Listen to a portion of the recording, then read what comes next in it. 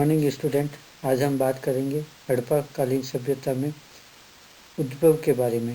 हड़प्पा सभ्यता या सिंधु घाटी सभ्यता का उद्भव कैसे हुआ, क्या कारण रहे और कौन से लोग थे जिनसे इनका उद्भव हुआ। इतिहासकारों के संबंध में इसके विचारधारा अलग अलग है। हर इतिहासकार ने अपने हिसाब से उसको परिभाषित करने की कोशिश की है। विदेशी इतिहासकारों के विचार लगभग पूर्ण रूप से भिन्न है। भारतीय इतिहासकारों के इसमें विचार अलग है। जैसे विदेशी इतिहासकार व्हीलर कहते हैं कि ये व्यक्ति जिन्होंने हड़प्पा सभ्यता का निर्माण किया था वह दास या दस्यु थे, दूसरे स्थान से आए थे, यानी गुलाम थे। उन्होंने इस संस्कृति का विकास किया। गाइल्स कहते हैं ये सुमेरियन थे और सुमेरियन से यहाँ आए और उन्होंने इस संस्कृति का निर्माण किया। M.R. साहनी भारतीय, उन्होंने कहते हैं ये द्रविड़ थे और स्थानीय मूल निवासी थे और यहीं के थे और इन्होंने सभ्यता संस्कृति का निर्माण किया। लक्ष्मण स्वरूप इतिहासकार कहते हैं जो भारतीय हैं, वो कहते हैं ये आर्यन है और यहाँ के मूल निवासी थे और आर्यन ने ही सिंधु घाटी सभ्यता का विकास किया और उद्भव में उनका प्रमुख हाथ था और उन्हीं के कारण ये संस्कृति प्रज्वलित और पुष्पित हुई। राजनीतिक संगठन के बारे में अलग अलग विचारधारा है इतिहासकारों की। व्हीलर कहते हैं मध्यवर्गीय जनतंत्रात्मक धर्म प्रेरित या प्रभावित व्यवस्था थी। पिगट इसको पुरोहित का राज कहते हैं। मैके इसको प्रतिनिधि शासन कहते हैं।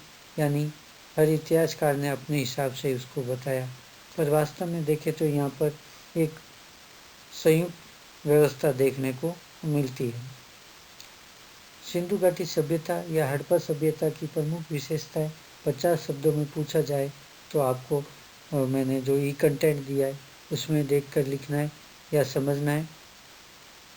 वास्तव में उसकी विशेषता देखें तो कांस्य युगीन संस्कृति थी, यानी कांस्य का प्रयोग अधिक हुआ है। जहाँ पे भी अपन देखें नर्तकी की मूर्ति है या फिर अन्य जगह देखें तो कांस्य की बनी हुई मिलती है। इस प्रकार कांस्य धातु का अधिक प्रयोग होने के कारण या कांस्य का प्रयोग देखने को मिलता है, इसलिए इसे कांस्य युगीन संस्कृति या सभ्यता कहते हैं। इसका समय भी कुछ 3200 ईसा पूर्व से लेकर 1500 ईसा पूर्व बताते हैं, कुछ 2500 से लेकर 1500 ईसा पूर्व बताते हैं, पर वास्तव में जो इसका स्वर्णिम काल था वह 2350 से 1750 ईसा पूर्व के मध्य माना जाता है, जिसमें ये संस्कृति सभ्यता फली और फूली। ये जो ऐसा काल था जिसमें ये सभ्यता या संस्कृति का स्वर्णिम काल कहा जा सकता है, जिसमें इस संस्कृति का पूर्ण विकास हुआ। कुछ इतिहासकार 2500 तक से लेकर 1500 ईस्वी तक भी ईसा पूर्व तक भी इसे मानते, पर वास्तव में जो इसका स्वर्णिम काल है वह 2350 से लेकर 1750 ईसा पूर्व माना जाता है। पारिवारिक व्यवस्था देखें तो संयुक्त परिवार थे, बड़े परिवार थे, एक साथ में रहते थे। मात्र सत्तात्मक व्यवस्था थी, यानी परिवार का जो मुखिया था वह पुरुष न होकर माता या महिला प्रमुख होती थी। उसी के निर्णय माने जाते थे, समझे जाते थे और उसी का निर्णय अंतिम होता था। शांतिप्रिय समाज था। समाज 4 वर्गों में प्रमुख रूप से बटा हुआ था। प्रथम विद्वान, दूसरे योद्धा, तीसरे व्यापारी और चौथा वर्ग जो कारीगर या श्रमिक वर्ग था। इस प्रकार बड़े तौर पे या मोटे तौर पे समाज 4 वर्गों में बांटा हुआ था, पर शांति प्रिय समाज देखने को मिला था। समष्टिवादी प्रवृत्ति थी, एक साथ में कार्य करने की प्रवृत्ति देखने को मिलती है। व्यवस्थित विश्व में अद्वितीय नगर नियोजन यहाँ पर देखने को मिलता है, जो समकालीन विश्व में कहीं पर भी ऐसा नगर नियोजन देखने को नहीं मिलता। धार्मिक दृष्टि से देखें तो मात्र देवी की पूजा अधिक देखने को मिलती है। आदि शिव की पूजा देखने को मिलती है। लिंग योनि की पूजा देखने को मिलती है। वृक्ष या पीपल की पूजा भी यहाँ देखने को मिलती है। पशु पूजा भी देखने को मिलती है। एक कुबड़ वाले सांड के अनेक यहाँ पर मूर्तियाँ या फिर रथबान देखने को मिले। नाग पूजा भी देखने को मिली। इस प्रकार देखें तो पशु पूजा, प्रकृति की पूजा, पेड़ पौधों की पूजा, या मानव की पूजा आदि की पूजा देखने को मिलती है।